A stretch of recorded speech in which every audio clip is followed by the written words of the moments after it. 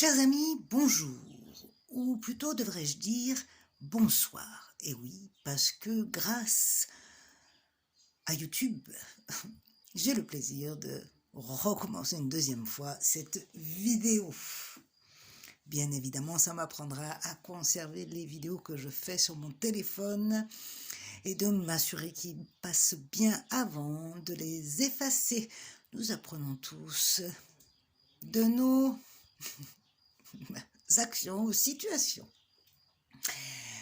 Très bien, je suis quand même heureuse de vous retrouver aujourd'hui pour ce nouveau cycle, le cycle du 4, un nouveau chapitre qui annonce la stabilité, l'ordre, l'équilibre, les bases. Je voudrais vous proposer un petit exercice, bien entendu, dont je vous donnerai la solution et le pourquoi à la prochaine, bien évidemment. C'est très simple, vous prenez une petite feuille de papier et vous allez faire un carré de 9 cases dessus, de 3 par 3. À l'intérieur, disposez les chiffres de 1 à 9, mais attention, pas n'importe comment. Il s'agit de donner dans un sens ou dans un autre le résultat de 15, c'est-à-dire en clair que la ligne des 3 chiffres, que ce soit dans le sens de l'horizontale ou de la verticale ou de la diagonale, doit donner la somme de 15 dans n'importe quel sens que ce soit. Je réitère une dernière fois, donc sur une feuille, faites un petit carré constitué de 9 cases, donc de 3 par 3. Dedans, positionnez les chiffres de 1 à 9 de façon à ce que chaque ligne, dans n'importe quel sens, puisse donner le résultat de 15, en utilisant bien entendu une seule fois le chiffre, forcément. Voilà, pour le petit travail du jour. Ce n'est pas vengeresque. Revenons au 4. Le 4 nous renvoie aux 4 piliers qui soutiennent une maison. Ce qui laisse sous-entendre que les fondations que nous avons inscrites en nous sont stables. C'est déjà un moyen de se reconnaître soi-même et d'en être satisfait. Ces bases stables apparaissent essentiellement dans les moments difficiles, parce que l'on devient plus sensible à l'essentiel. Toutes ces petites choses oubliées, les choses simples, finalement, de la vie, auxquelles on ne prête plus attention, tellement que l'on est emporté par le flux du quotidien, et qui nous apparaissent vraiment essentielles quand on est dans une situation de précarité. Je veux parler bien entendu du fait que le soleil se lève, d'entendre les oiseaux chanter, la petite attention, le petit mot gentil qui prend une proportion énorme par moment et qui est essentiel, qui développe chez l'être la pulsion de l'entraide, l'empathie, la relativisation et la possibilité, l'espoir, que dis-je, d'un lendemain meilleur. C'est humain. Enfin, pas complètement humain. Vous saviez que la souris peut ressentir la tristesse d'une autre souris, et ça la rend triste. Que si un corbeau est en danger, ses amis viendront l'aider. Que les vaches ont des meilleurs amis aussi. Et que, selon certaines études, il est possible que certaines araignées géantes s'associent à des petites grenouilles. Les araignées protègent les grenouilles contre les prédateurs, Et en échange de quoi, la grenouille se nourrit des fourmis qui attaquent souvent les œufs des araignées. Sympa, hein? Et même que les arbres parlent entre eux grâce à un réseau de champignons qui relie les racines entre elles. Formidable quand même. C'est dingue. Cela nous inscrit dans une reliance, un commun. Cette prise de conscience nous rappelle ce qui nous unit à ce monde, auquel nous sommes rattachés et guère différents finalement. Nous sommes seuls dans notre mal-être, certes, mais pas seuls à le vivre. Car au-delà de notre intérieur, nous faisons partie d'un plan encore plus grand.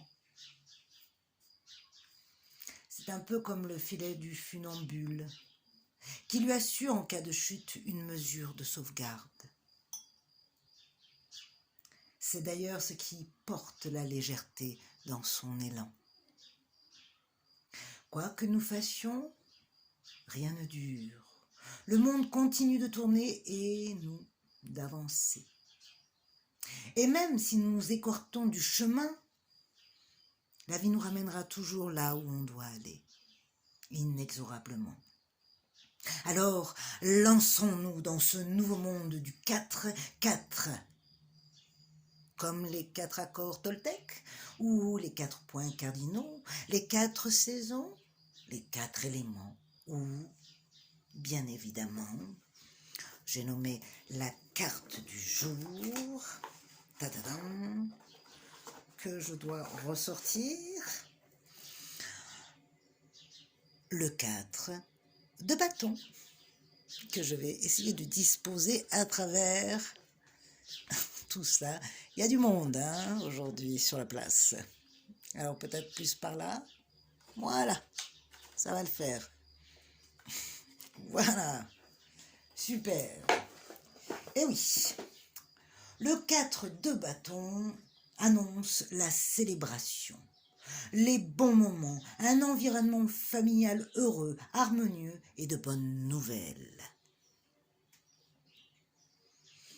Cette carte souligne votre sens de l'harmonie et l'équilibre, ainsi que votre épanouissement.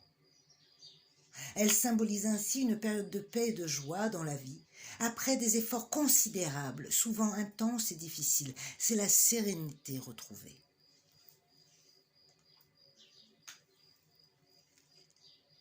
Le 4 de bâton est l'une des cartes les plus positives du tarot de Marseille et signifie bonne fortune, satisfaction et accomplissement. Elle est souvent associée aux liens bien sûr stables sur lesquels on peut s'appuyer, présents après un travail archéologique minutieux et rigoureux qui garantit la teneur d'un terrain fertile. C'est le temps de construire. C'est une étape importante du bâtisseur qui a fait un choix, par déduction d'autres, prêt à s'inscrire dans une nouvelle étape. Maintenant fier de ce qu'il a accompli et confiant de ses capacités, car toutes ces expériences, ces épreuves bonnes et mauvaises lui confèrent matière à être sur son chemin, le bon chemin. Cette carte augure une période de joie et de plaisir dans la vie et représente la satisfaction personnelle d'un travail bien fait, d'un objectif atteint et d'une ambition qui commence à se réaliser. Waouh! Étant donné que le 4 de bâton est étroitement associé au foyer, au cœur, à tout ce qui nous anime, notre essentiel, il nous rappelle le proche, celui qui est, l'immuable, le bonheur simple, l'acquis qui nous soutient dans les moments les plus sombres. C'est l'assurance d'un possible dans une réalité complexe qui nous aide à reconstruire, même si tout s'est écroulé et éteint en nous. Un bâton peut tomber, Mais s'il est raccroché entre deux autres bâtons dans une continuité, il se maintient. C'est grâce à ceux qui nous aiment dans notre quotidien et qui n'ont jamais cessé de nous aimer que nous nous relevons. Le 4 de bâton représente la paix, l'harmonie et la tranquillité. Fruit d'un labeur, un travail de fond qui assure notre refuge contre toutes les turbulences de la vie. Il nous immunise en quelque sorte. Si vous avez été confronté à des différends avec les autres, c'est le moment de poser les armes. Vous êtes passé indubitablement au-dessus, au bénéfice d'une immunité. Cela ne vous touche plus. Vous vous êtes battu, vous êtes allé chercher les choses jusqu'au bout du bout et vous les avez dépassées, dissociées de votre existence.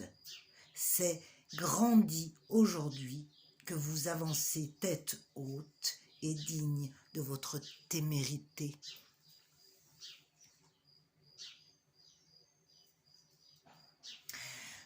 La dissociation cognitive est souvent jugée d'une manière psychologique comme un trouble. Pourtant, d'une certaine manière, cette dissociation est salvatrice, car finalement, cela permet de pouvoir justement sortir d'un contexte immuable, sortir finalement de faits qui nous enchaînent et nous entraînent et peuvent même nous noyer. Cette dissociation nous permet de pouvoir survivre et voir éventuellement à explorer d'autres fondements. Le 4 du bâton vous engage lorsque les choses semblent décourageantes à vous accrocher. Elle rappelle que la plupart des choses de la vie ne sont pas faciles, non, et que lorsque vous franchissez un palier, une étape, vous devez être fier de vous, de tout ce que vous avez accompli, supporté, enduré et guéri. Elle représente également le passage d'une étape à une autre, la transformation, la transmutation de l'être. C'est le plomb qui s'éprouve au sel de nos souffrances et exalte sa matière précieuse, c'est sa force. Se servir de chaque situation pour ne plus être utilisé, voilà sa définition. Alors, chers amis, passons à la situation maintenant d'intériorité avec notre petit travail du jour. Et forcément, aujourd'hui, nous allons nous imprégner, méditer, répéter, tels des mantras. Juste le fait d'être bien satisfait de soi-même, là, ici, maintenant et aujourd'hui, pendant au moins 1 minute. Répétez-vous à quel point vous êtes content d'être juste là où vous êtes maintenant. Mettez la vidéo sur pause, on se retrouve dans 1 minute. Allez.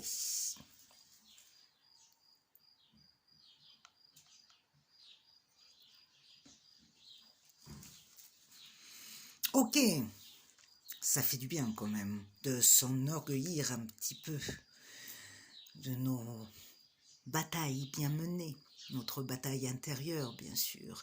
Et quel bonheur finalement d'être soi-même capable de s'en féliciter et de le reconnaître.